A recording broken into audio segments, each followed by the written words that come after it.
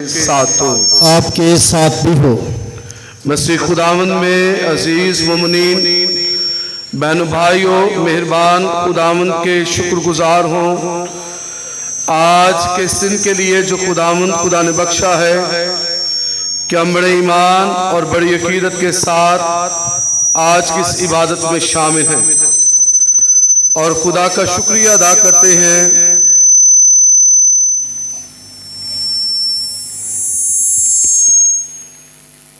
जो हम सबों को ये मौका देता है ताकि हम उसके साथ मिलकर उसकी शुक्रगुजारी करें। आज पूरी दुनिया में तमाम मसीही पाक जुमा की इबादत मनाते हैं। पाक जुमा पाक हफ्ते का अहम तरीन दिन है। यीशु यरूशलेम में दाखिल हुआ। यीशु मार्था, मरियम और लाजर के घर में गया। मरियम उसके पाँव को पाक तेल से मसा करती है। यीशु हैकल में सराफों और नकदी बखेरने वालों को, बेचने वालों को उठा देता है। यीशु गिरफ्तार किया जाता है। शागिर्दों के हमरा आखिरी खाना खाता और उनके पाँव धोता है। सारी रात के चहरियों में यीशु को लाया जाता है और आज यीशु सलीब पर जान देता है। हमारी नजात के लिए, हमारी मखलिसी के लिए, हमारी रहाई के लिए आए हम आज की इस इबादत में बड़े ईमान के साथ शामिल हो।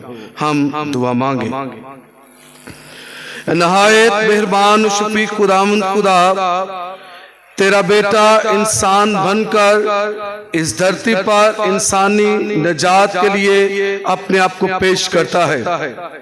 नए और अब्दी भेद को हम पर अयां करता है। मुश्किल बुनियादों पर कायम करता है। अपने रहम करम से हमें मुकद्दस बना ताकि हम हमेशा तेरी हमायत में कायम रहें, तेरे साथ रहें। मसीह खुदावंद के वसीला से आमीन। सब तशरीफ रखें। कलाम इक़दस में से आज की पहली तिलावत सुनेंगे।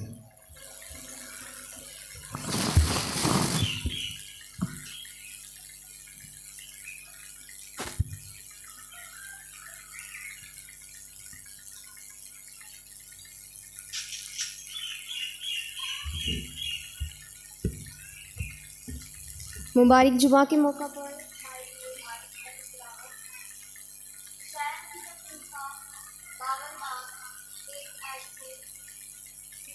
की 12 आयत तक। देखो मेरा खादिम बरूमंद होगा, वो सरफराज और नहायत बुलंद होगा।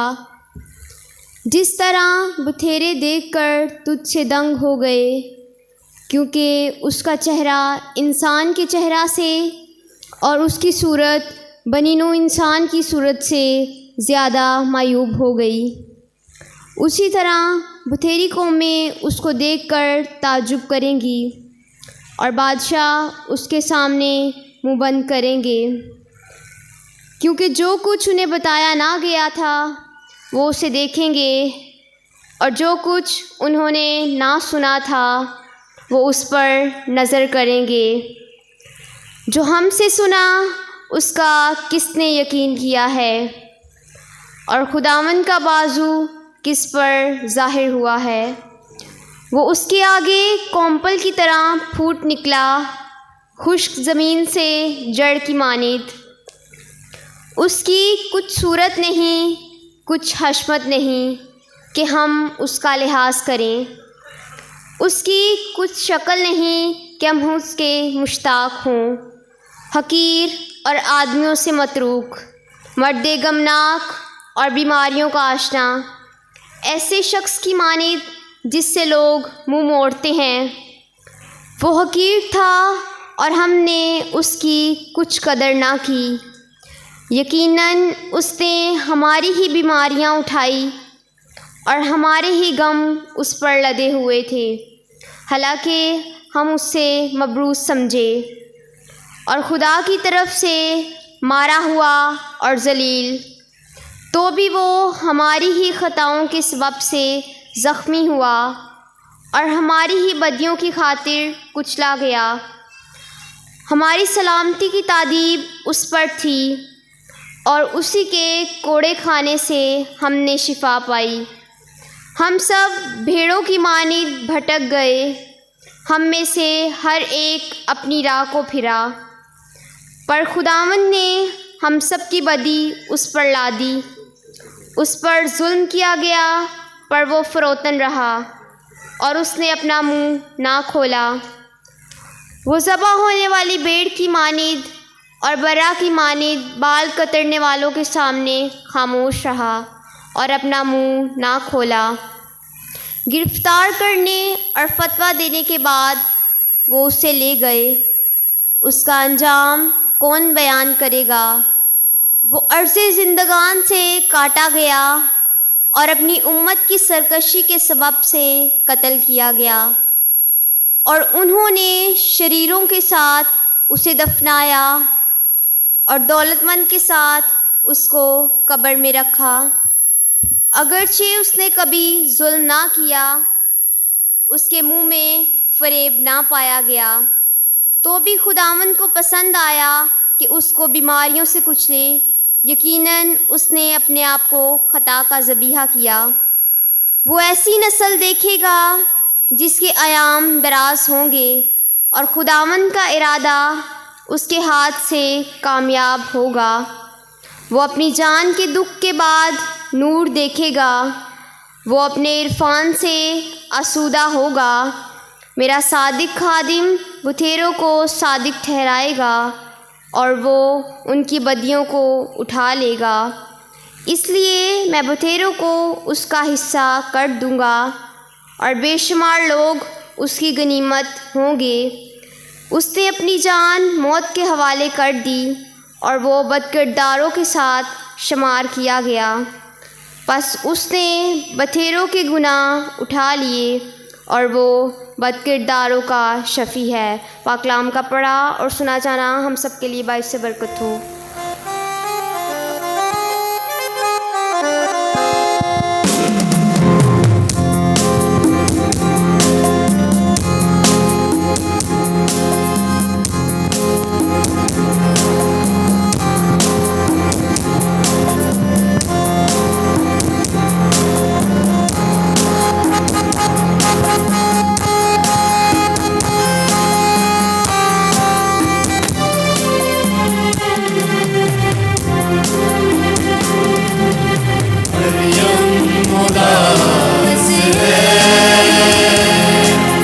सारी उदास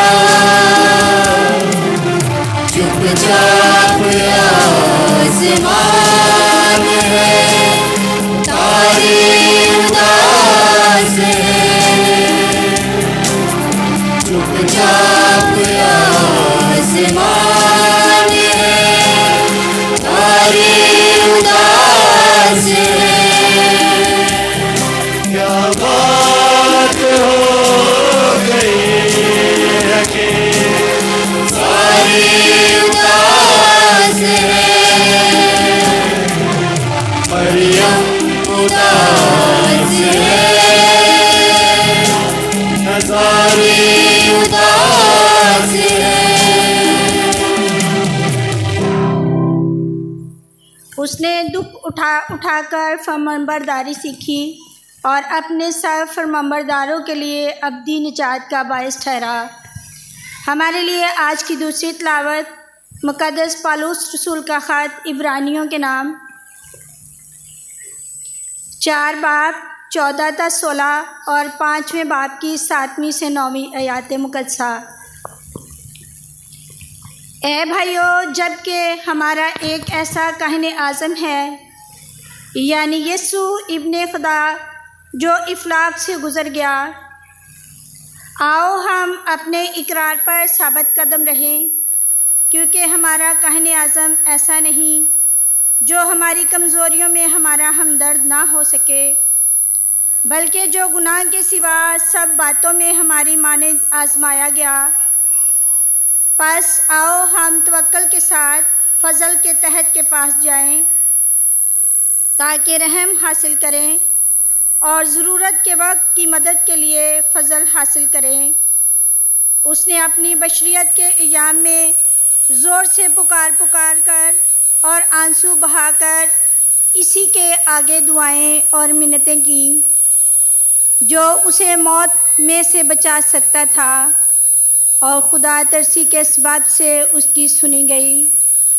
और अगरचे बेटा था तो भी उसने दुख उठाकर फरमानबरदारी सीखी और तकमील तक पहुंचकर अपने सब फरमानबरदारों के लिए अब्दी निजात का बायस ठहरा। पाक कलाम के पढ़े और सुने जाने पर खुदा की ख़ास बरकत हो। खुदावन का शुक्र हो।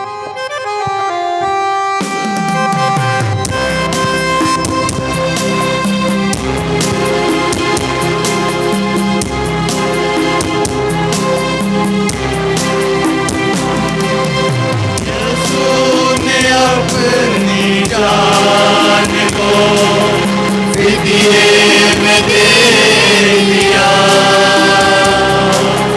यीशु ने अपनी जान को फिदिये में दे दिया। किसी गम से हमारे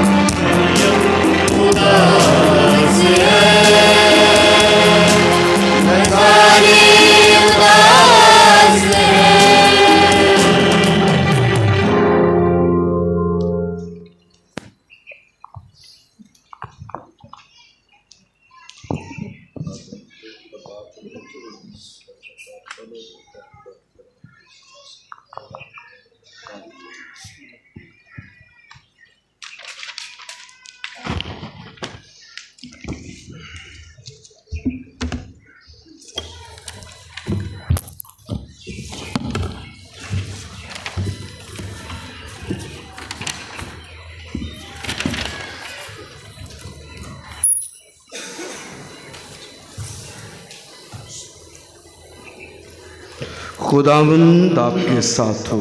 आपके साथ भी हो। इंजील मुक़द्दस मुताबिक मुक़द्दस यूहन्ना।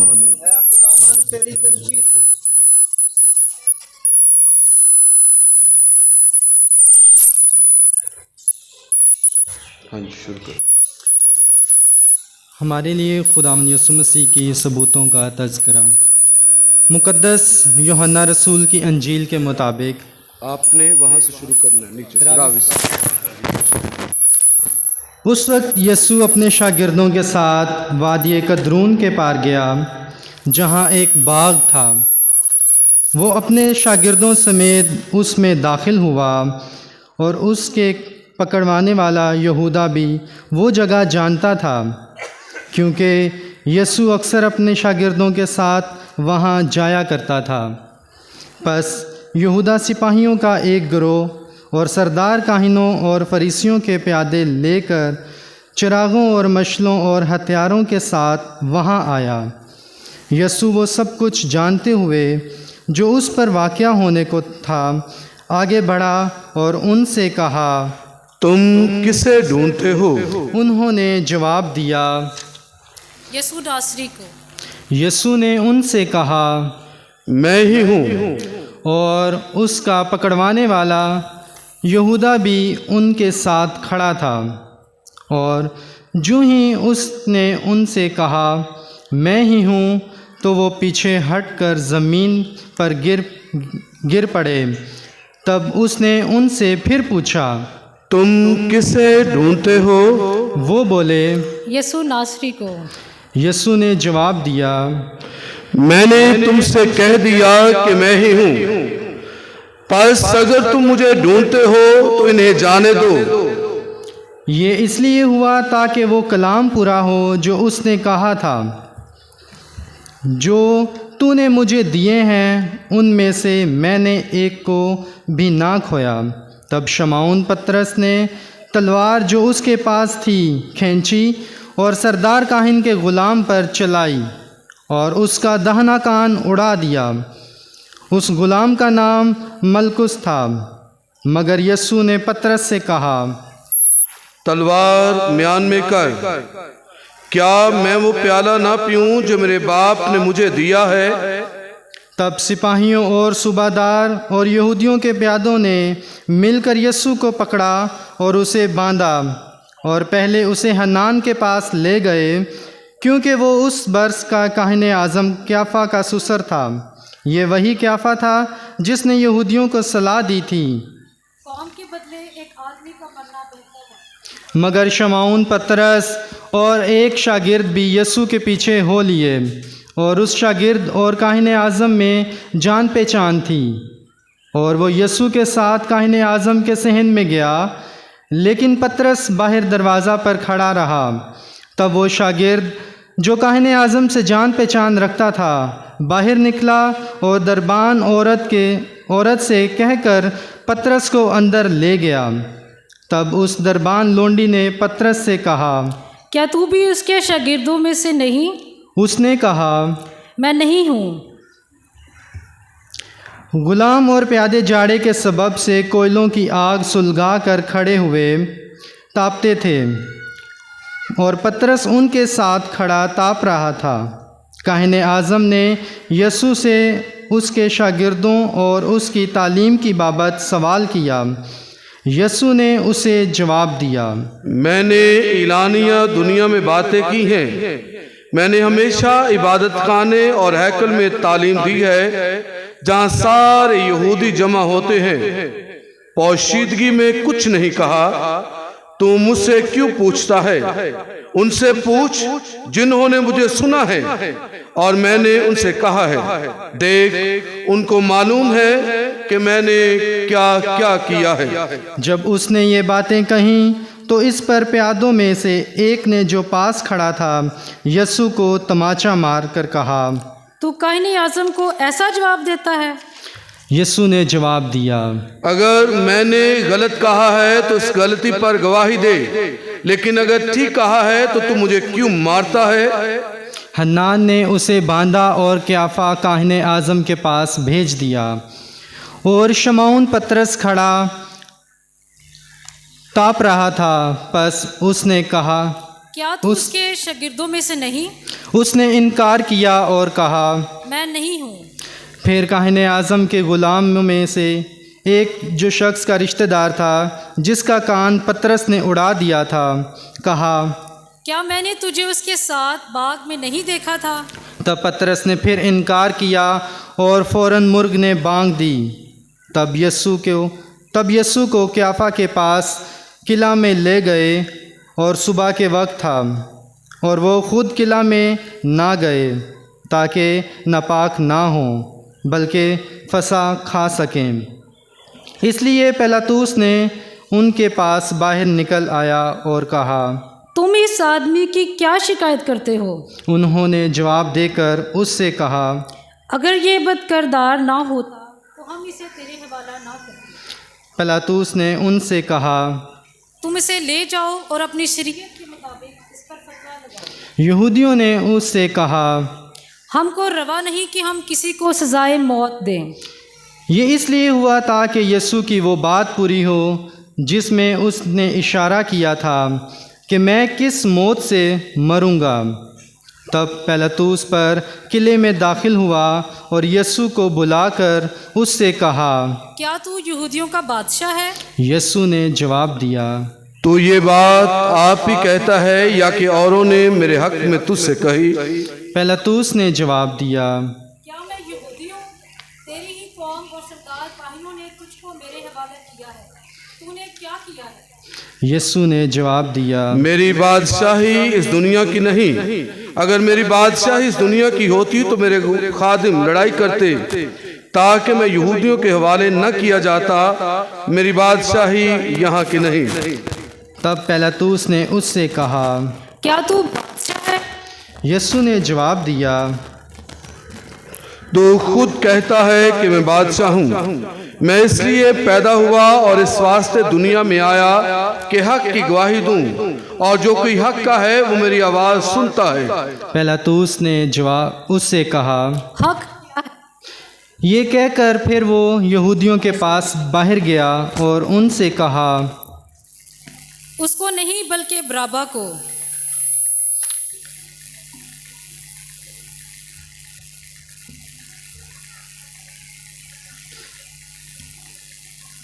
मैं उसमें कुछ कसूर नहीं पाता, मगर तुम्हारा दस्तूर है कि मैं फसा के मौका पर तुम्हारी खातिर एक आदमी छोड़ दिया करता हूँ।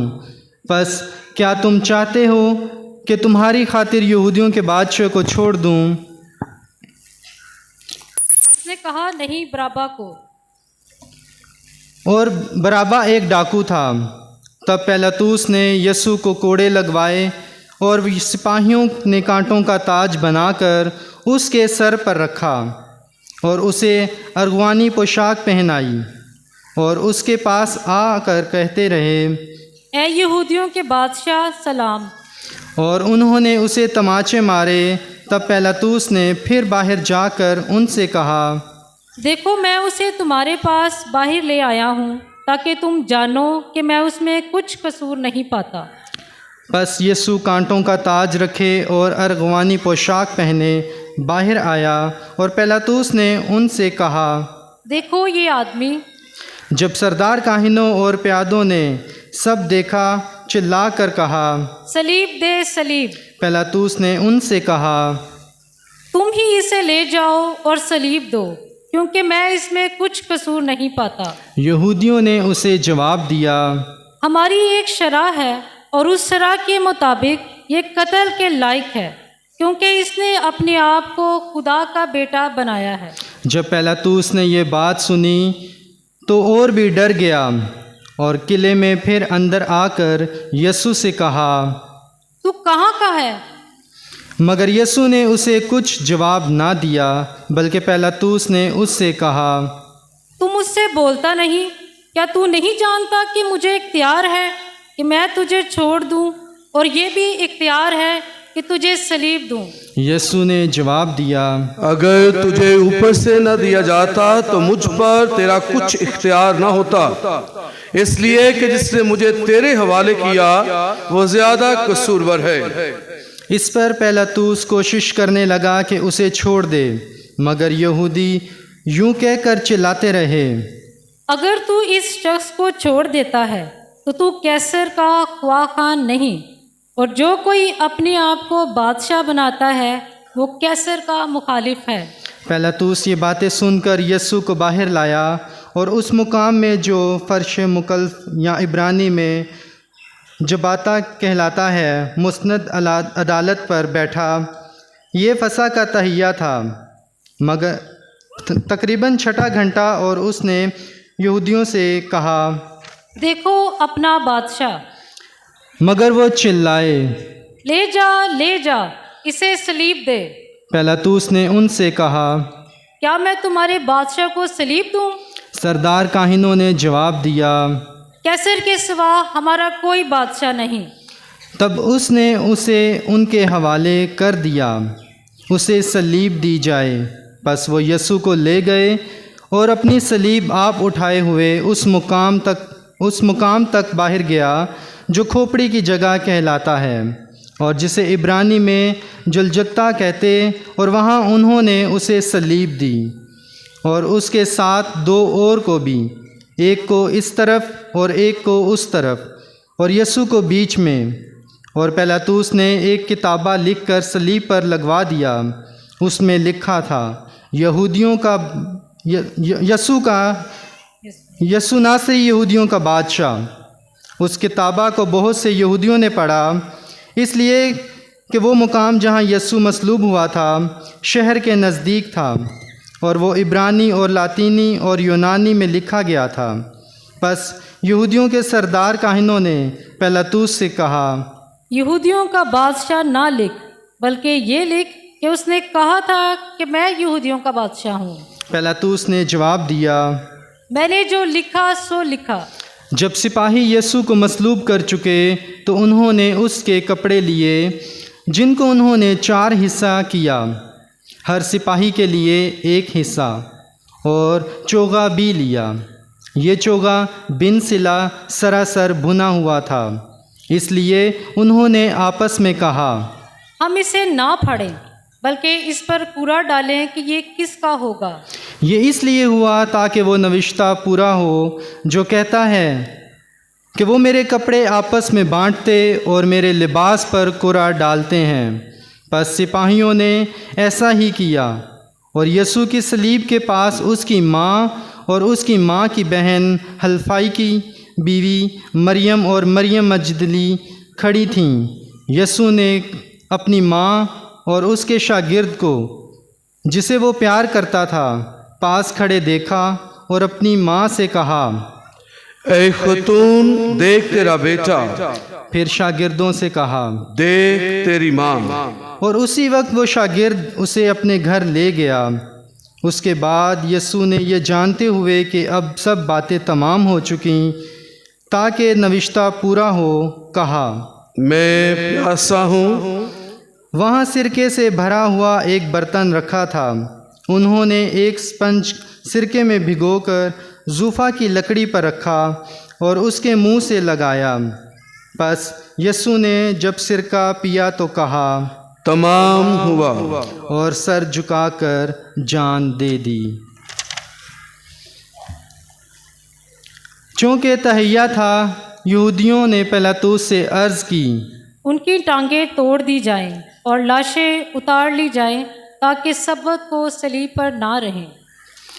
सब्बत का वो दिन ख़ास था, इसलिए सिपाहियों ने आकर पहले की टांगें तोड़ी, फिर दूसरे की जो उसके साथ मसलूब हुआ था। लेकिन जब उन्होंने यीशु के पास आकर देखा कि वो मर चुका है तो उसकी टांगें ना तोड़ी, मगर सिपाहियों में से एक ने बाले से उसकी पसली छेदी और फिलफूर खून और पानी बह निकला।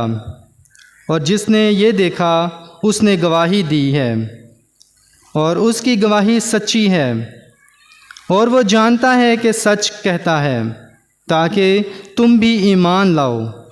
ये बातें इसलिए हुई ताकि ये नविश्ता पूरा हो कि इसकी एक हड्डी भी तोड़ी ना जाएगी।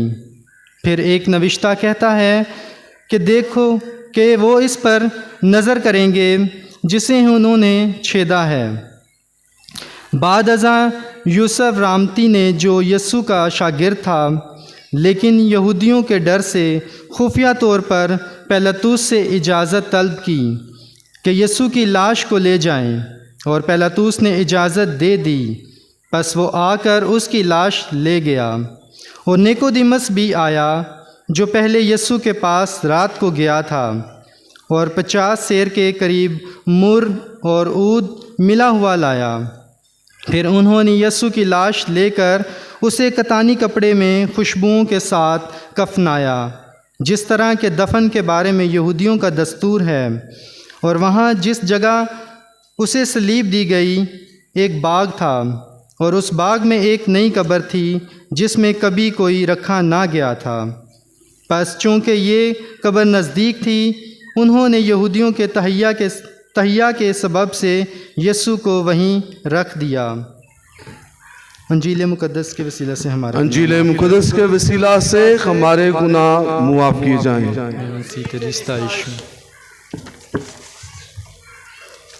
बैठ सकते हैं। मसीह खुदावंद में अजीज मोमिनीन बहन भाइयों, मेहरबान खुदावंद के शुक्रगुजार हों आज के दिन के लिए जो खुदा ने बख्शा, कि हम बड़े ईमान और बड़ी अकीदत के साथ आज की इस इबादत में शामिल हैं और खुदा का शुक्रिया अदा करते हैं जो हम सबों को आज के दिन बड़ी इबादत में शामिल होने का मौका देता है, ताकि हमारे निजात के काम पाया तकमील तक पहुंच सकें और हम अपने आप को मसीह की मोहब्बत और उसके कलाम में गहरे से गहरे तर लेते चले जाएं। आज पूरी दुनिया में तमाम मसीही पाक जुमे की इस इबादत में शामिल होते हैं और खुदावंद खुदा हर मोमिन और ईमानदार को ये मौका देता है कि वो खुदा की परवरदिगारी और उसकी मोहब्बत में अपने आप को मजबूत करे। ये पाक हफ्ते का अहम तरीन दिन है कि जब हमारा यीशु नासरी सलीब पर मरता है। उसका सलीब पर मरना इंसानी बका और इंसानी जिंदगी की बहाली है। यीशु का सलीब पर मरना इंसान की मखलसी का सबब होना है। यीशु मसीह का सलीब पर कुर्बान हुआ दुनिया में अमन व आदशी के पैगाम को लाना है। यीशु सलीब पर इसलिए भी मरता है कि बनी नो इंसान की बिगड़ी हुई जिंदगी सूरत बहाल हो जाए। यीशु सलीब को नई मानी और नई रूह अता करता है, इसलिए कि सलीब यीशु से पहले जिल्लत का निशान थी। यीशु से पहले सलीब डाकुओं, चोरों, जानियों और बागियों को दी जाती थी। ये सलीब जिल्लत का निशान थी, इसलिए लिखने वाला कहता है जिल्लत का जो निशान थी अब शान बन गई है, हम आसियों के वास्ते ईमान बन गई है। ये निशान रोमी हुकूमत का कड़ी से कड़ी सजा का एक बहुत बड़ा नमूना है कि जिस शख्स को कड़ी सजा दी जाती, मुश्किल सजा दी जाती, शहर से बाहर खोपड़ी की जगह पर सलीब पर लटकाया जाता, परिंदे जिस्म को नोचते, इंसान बदहाल हो जाता और अपनी सांसें गिनता गिनता दम तोड़ देता। ये सलीब जिल्लत और रुसवाई और जिल्लत का निशान ठहरती है। यीशु से पहले ये सलीब लानती मौत ठहराई जाती है। हर उस शख्स को जो सलीब पर मरता है लानती ठहराया जाता है और इस सबब से ये मौत यीशु के लिए भी इसी रूह में गर्दानी गई। यीशु को भी इसी रूह में शुमार किया गया, यीशु को भी इन्हीं लोगों में गिना गया, यीशु को भी इन्हीं में शुमार किया गया। इसलिए इशाया नबी यीशु को मुसीबत ज़दा खादम ठहराता है और फरमाता है है कि मालिक खुदावंद ने शागिर्द की जुबान अता की ताकि थके मांदों के लिए वक्त पर कलाम करूं। वो हर सुबह मेरे कान को जगाता है ताकि मैं शागिर्द की मानिंद सुनूं। मालिक खुदावंद ने मेरा कान खोला है, मैं सरकश ना होऊंगा, पीछे को ना लौटूंगा। मैंने अपनी पीठ मारने वालों को दे दी, मैंने अपनी गालें नोचने वालों को दे दी। मैंने तौहीन और थूक से अपना मुंह नहीं छुपाया, लेकिन मालिक खुदावंद मेरा मददगार ठहरा है। मैं शर्मिंदा ना हुआ, मेरा चेहरा चकमाक की तरह हो गया और मैं रुस्वा किया गया। यीशु सलीब पर रुस्वाई की मौत मरता है और रोमी हुकूमत में या यीशु मसीह से पहले सलीबी मौत जो है वो लानती, रुस्वाई और दुख की मौत गिनी जाती है। जब यीशु मसीह सलीब पर मरता है, जब यीशु मसीह सलीब पर कुर्बान होता है, जब यीशु सलीब को गले लगाता है, जब यीशु सलीब पर पसारा जाता है, सलीब पर हाथ खींचे जाते हैं, कील गाड़े जाते हैं, पांव में कील लगाए जाते हैं, पसली पे नेजा मारा जाता है, हवा में सलीब लहलहाई जाती है, सलीब को एक नई रूह मिल जाती है। जिल्लत का जो निशान थी अब शान बन गई है। यीशु का सलीब पर मरना सलीब को नई मानी, नई रूह, नई सोच जो है वो दे देना है। और सलीब जो जिल्लत का निशान थी शान से जानी जाने लगी है। पाक कलाम में सलीब जिल्लत का निशान, लेकिन जब यीशु मसीह इस पर मरता है तो ये से नए मानी, नई रूह फूंकती है।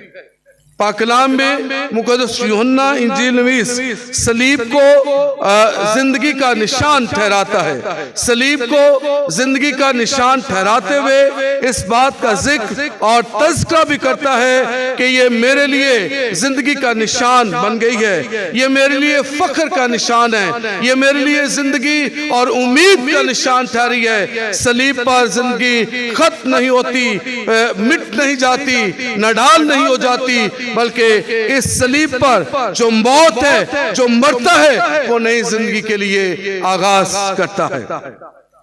पालूस रसूल अपने खुतूत में, अपने कलाम में सलीब के बारे में कलाम करते हुए फरमाता है, इस बात का जिक्र करता है कि मैं किसी और बात पर फक्र नहीं करता, मैं किसी और बात पर अपनी उम्मीद नहीं लगाता कि मैं पढ़ा लिखा हूँ, जवान हूँ, खूबसूरत हूँ, बल्कि मेरा फक्र, मेरी उम्मीद, मेरा निशान, मेरी दिलेरी, मेरी हिम्मत यीशु की सलीब है। इसलिए कि सलीब से जिंदगी की बहाली है, इसलिए कि सलीब से जिंदगी का बानी आगे बढ़ता है, इसलिए कि सलीब से जिंदगी बहाल की जाती है, इसलिए कि सलीब मखलसी जिंदगी और रहाई का निशान है। ये सलीब जिंदगी देती है, जिंदगी लेती नहीं है। पालूस रसूल फिर फरमाता है जब यीशु सलीब पर मरता है कि ए मौत तेरी फतह कहाँ रही, ए मौत तेरा डंक कहाँ रहा, मौत फतह का लुकमा हो गई। और यीशु मसीह ने सलीबी मौत मरकर नई जिंदगी के दरवाजे खोल दिए हैं। आज खुदावंद यीशु हमारी खातिर सलीब पर मरता है, आज यीशु सलीब पर कुर्बान होता है, आज यीशु हमें रहाई और खलासी देता है। इसलिए ये जिल्लत की मौत यीशु में नई उम्मीद, नया निशान और मुखलसी देकर इंसान को बहाल करती है। यीशु का सलीब पर मरना एक ऐसा काम यीशु कर गया है जो बाप ने उसे सौंपा था। इसलिए कहता है कि बाप मैं अपनी रूह तेरे हाथों में सौंपता हूं। उससे पहले यीशु फरमाते हैं तमाम हुआ कि जो जिंदगी, जो कलाम, जो इल्हाम, जो जिम्मेदारी, जो बुलाहट मुझे सौंपी गई है, मैंने वो पूरी की है, मैंने वो तमाम काम अंजाम दे दिए हैं, मैंने वो तमाम काम पूरे कर दिए हैं, मैंने वो तमाम काम जो बाप ने मुझे दिए हैं मुकम्मल कर दिए हैं। इसलिए मैंने कहा तमाम हुआ। ये खुदा और यीशु का ताल्लुक है कि बाप मैंने तेरे कामों को पूरा कर दिया है, मैंने तेरी मर्जी पूरी कर दी है, मैं अपनी रूह तेरे हाथों में सौंप देता हूँ। अब मेरी जान इत्मीनान पाती है, मैं तेरे साथ शरीक होता हूँ। मैंने कामनी तक पहुंचकर तेरे साथ जुड़कर बाप की मर्जी को पूरा कर दिया है, और इसलिए ए बाप तमाम हुआ, मैंने सारे काम मुकम्मल कर दिए हैं। यीशु का सलीब पर मरना बनीनो इंसान की निजात, खलासी और रहाई का सबब है। वो हमारे ही गुनाहों की खातिर सलीब पर मरता है। आज यीशु का सलीब पर मरना इंसान की बका और उसकी जिंदगी का सबब बनता है। यीशु सलीब पर मरता है ताकि हम बच जाएं। यीशु सलीब मरता है ताकि हम खलासी पाएं। यीशु सलीब पर मरता है ताकि हम बहाल किए जाएं, ताकि जी उठकर यीशु मसीह का दीदार कर सके। आए खुदा का शुक्रिया अदा करें और यीशु मसीह का भी शुक्रिया अदा करें जिसने मरकर हमें एक नई उम्मीद दी है, ताकि हम उसके साथ गुनाहों से मग़फ़िरत पाकर, मुआफ़ी पाकर उसके साथ जी उठेंगे मसीह खुदावंद के वसीला से।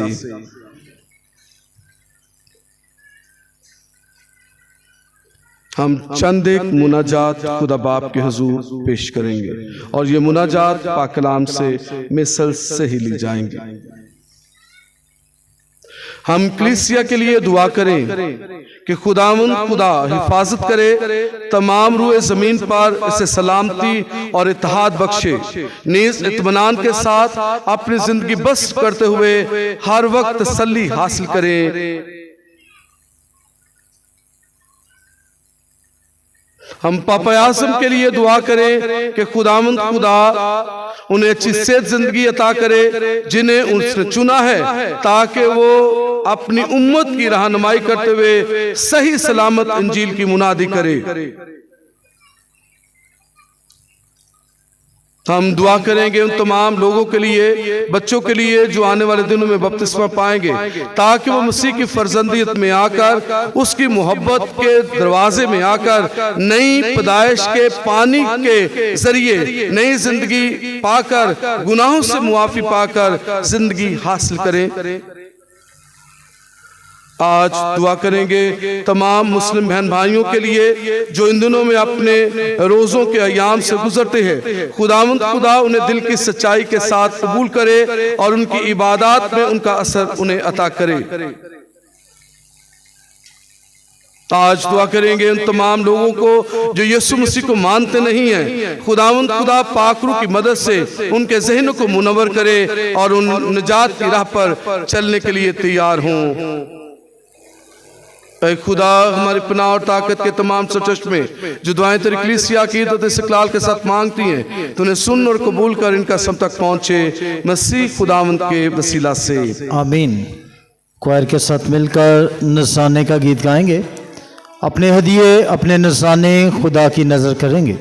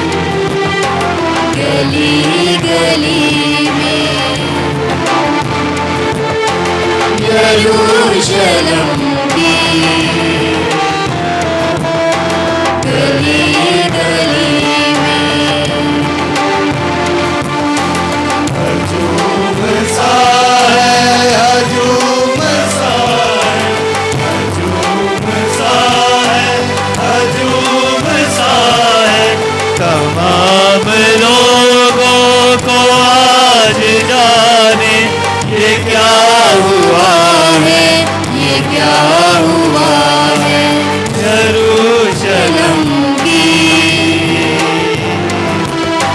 गली गली में।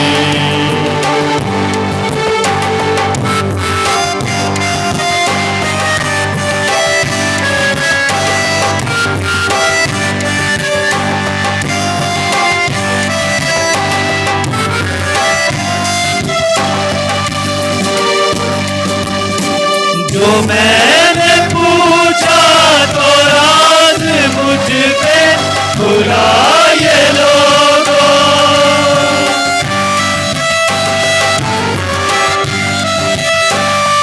मैंने पूछा तो राज मुझ पे खुला ये लोगों। सलीब उठा के यहाँ से यीशु गुजर रहा है, गुजर रहा है। तमाम लोगों को आज जाने ये क्या हुआ है, ये क्या हुआ है यरूशलेम की गली गली में।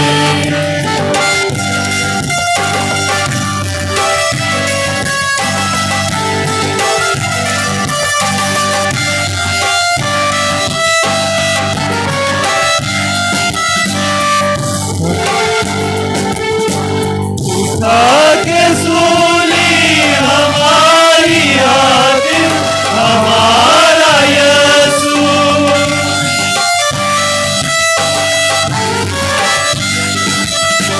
खुदा के सूली हमारी हाकिम हमारा यीशु। पहाड़ी कलवर की सिमत देखो वो चल दिया है, वो चल दिया है। तमाम लोगों को आज जाने ये क्या हुआ है, ये क्या हुआ है यरूशलेम की गली गली में।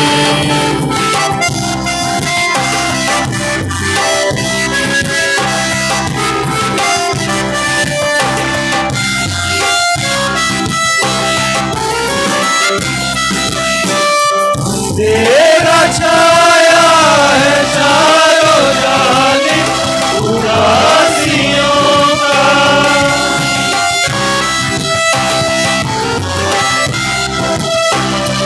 तेरा छाया है चारों जानिब उदासियों का।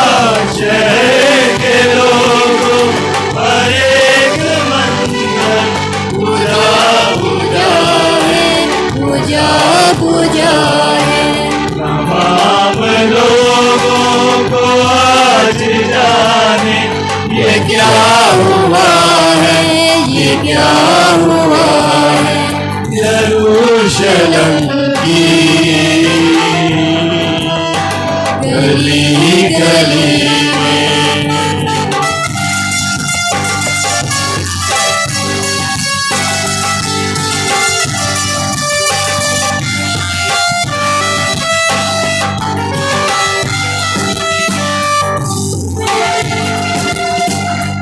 मैंने पूछा तो राज मुझ पे खुला ये लोगों,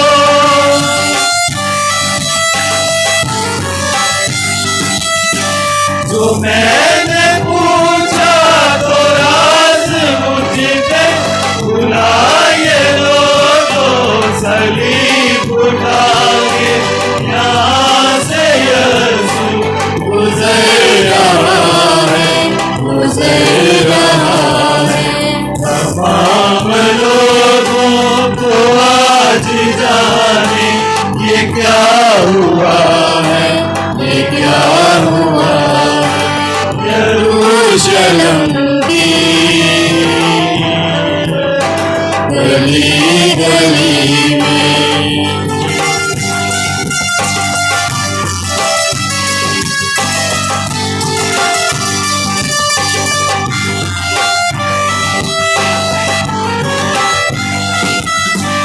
उठा के सूली हमारी आतिश हमारा यीशु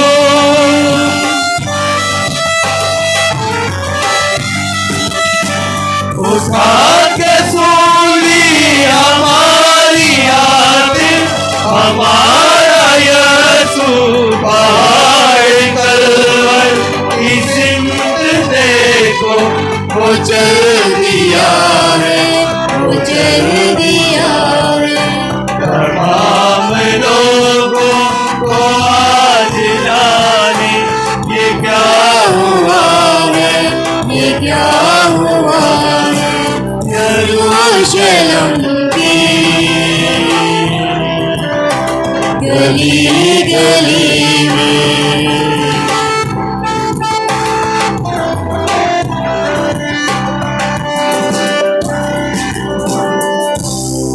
हम दुआ मांगे। नहायत मेहरबान और शफीक खुदावंद खुदा, तेरा शुक्रिया अदा करते हैं आज के इस दिन के लिए कि तेरा बेटा मरकर हमारी ज़िंदगी और बहाली का काम करता है। हमें तक़वियत दे कि हम तुझ में कायम रहें, मसीह खुदावंद के वसीला से आमीन।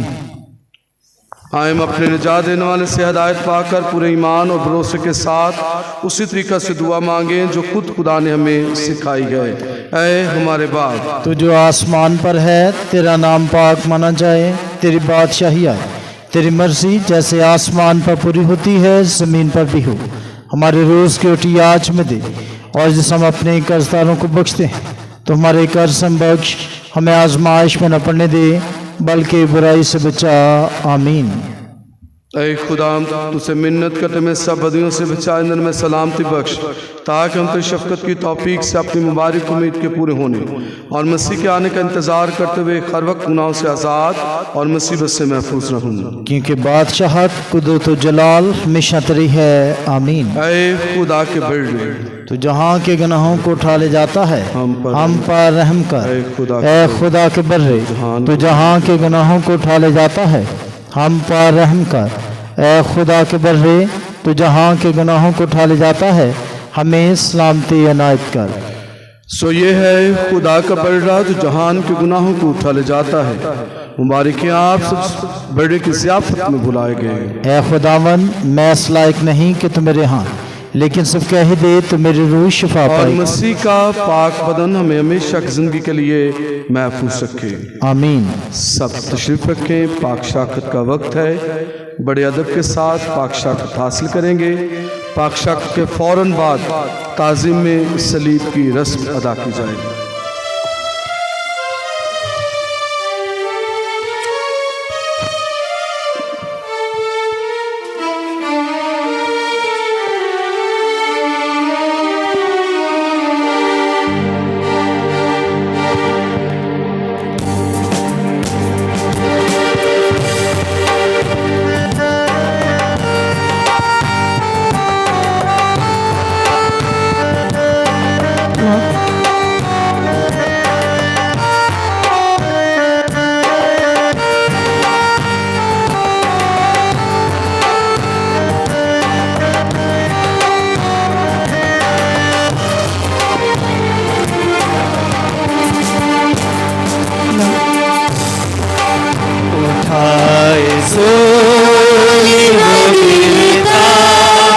संभलता देखा है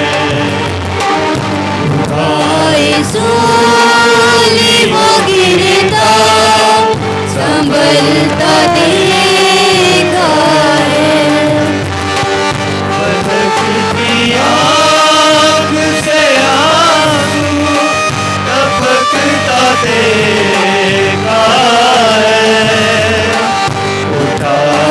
सूली